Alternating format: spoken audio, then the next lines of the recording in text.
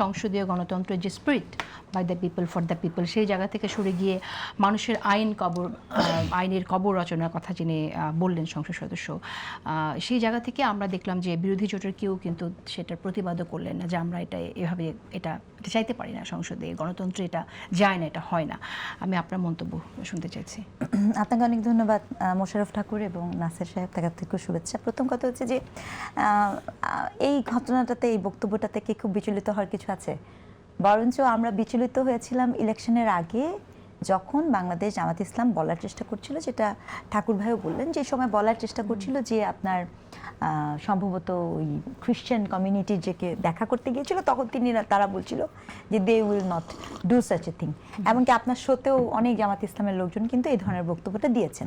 তাহলে এটা ওই যে নির্বাচনী মৌসুম কেন্দ্রিক প্রতারণার বহিঃপ্রকাশ।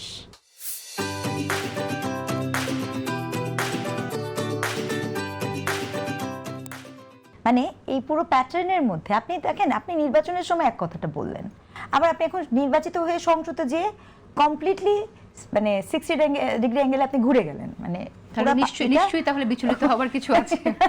না, বিচলিত হওয়ার কিছু নাই বলছি কেন, আপনি যখন হিস্টোরিক্যালি দেখবেন তখন বিচলিত হবেন না, because it is a pattern. প্রচুর মানুষ এই কথাগুলোকে বিশ্বাস করেছে। এখন এটা দুঃখজনক যে আমাদের তরুণরা, তারা হয়তো বা বলবেন না, কিন্তু দূর থেকে দেখে আমি বুঝি যে আমি যদি খুব পজিটিভলি দেখতে চাই এনসিপি কথা, পজিটিভলি দেখলে বলতে হবে যে হয়তো বা তারা জোট সঙ্গে বলেছেন আমরা কি করে কিছু বলি, এই কথাটা তারা বলতে পারছেন না, এজন্য তারা চুপ করে থাকবেন। যদি তাদের সত্যি সত্যি মতাদর্শিক পার্থক্য থেকে থাকে, আমি কিন্তু একটা শব্দ বলেছি, মতাদর্শিক পার্থক্য যদি থেকে থাকে, এটা হচ্ছে পজিটিভ ইমপ্রেশন। আর ক্রিটিক্যাল ইমপ্রেশন কি, সেটা হচ্ছে সঙ্গদোষে লোহা ভাসে। হ্যাঁ, 1971 সালে আপনি অনেক এই যে তরুণ আছে কিন্তু আপনি দেখবেন তাদের তো আসতেছি, তো আমি সেটা বলছি, 1971 সালে অনেক তরুণ আছে, তারা তো আসলে ওই সময় জন্মগ্রহণ করেননি, কিন্তু তারা ওই চিন্তাটাকে লিনিয়েজ আকারে ধারণ করেছেন। ওই চিন্তাটার যে লিনিয়েজটা ধারণ করেছেন, সেটা তো অনেকগুলো তাদের অঙ্গ সংগঠনের মধ্যে প্রকাশিত, তাই না? আপনি মাঝে মাঝে দেখবেন তারা বলে শিবির একদল আর জামাত একদল। আপনি কথা শোনেননি, আমি প্রমাণ করে, মানে আপনি দেখেননি, তারা এই ক্লেম করছে যে শিবিরের সাথে জামাতের কোনো যোগাযোগ নেই। কিন্তু অদ্ভুতভাবে ধরেন যখন নির্বাচনী প্রচারণা হলো, তখন দেখা গেল যে ঢাকা বিশ্ববিদ্যালয়ের ভিপি সাদিক কায়েম অথবা ফরহাদ, তারা তাদের ইউনিভার্সিটি ভূমিকম্পের নামে বন্ধ করে দিয়ে, আমি একজন বিশ্ববিদ্যালয়ের শিক্ষক, আমার বিশ্ববিদ্যালয়ে আমরা বন্ধ করি নাই, হয়তো আমার বিশ্ববিদ্যালয়ে ভূমিকম্প আসবে না, এরকম কিছু একটা ছিল না, বিশ্ববিদ্যালয় বন্ধ করে দিয়ে দেখা গেল তাদেরকে কোথায় আছে, তারা সকল জায়গায় এই প্রচারণায় মুখ্য ভূমিকা পালন করছে। আমরা বুঝে উঠতে পারলাম না ঢাকা বিশ্ববিদ্যালয়ের শিক্ষার্থীরা কি আসলে ঢাকা বিশ্ববিদ্যালয়ের জন্য ভোট দিয়েছিল নাকি সেন্ট্রাল ইলেকশনের প্রচারণার জন্য ভোটটা দিয়েছিল। তো তাদেরকে তারা কি বলছেন, তাদেরকে কিন্তু তারা বলেন যে জামাত, মানে সময় সময় দেখবেন যখনই কোনো একটা দুর্ঘটনা ঘটে, যে ঠাকুর ভাই যেমন কবির ভাইয়ের কথা বললেন আমার বিশ্ববিদ্যালয়ে, তখন কিন্তু বলছেন যে এরা তো আমাদের সাথে না। আরেকটা উদাহরণ দিই, এই উদাহরণটা খুব ক্লাসিক উদাহরণ।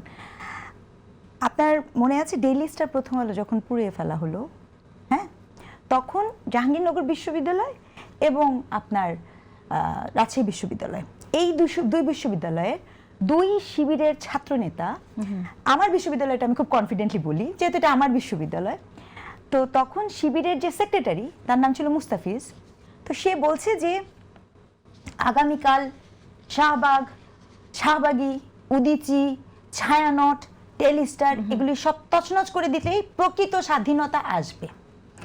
তখন যখন জামাতকে জিজ্ঞেস করা হলো, জামাত বলেন এটা তার ব্যক্তিগত মতামত, আমি জানি না। জামাতের একজন আমির উত্তরে, খুব গুরুত্বপূর্ণ পোস্টে উনি আছেন, তিনি বললেন এটা তো শিবিরও আসলে এরকম ওন করে না। আমি খুব খুশি হয়ে গেলাম যে আসলে ভালো, তো একটা মানুষের ব্যক্তিগত ব্যাপার।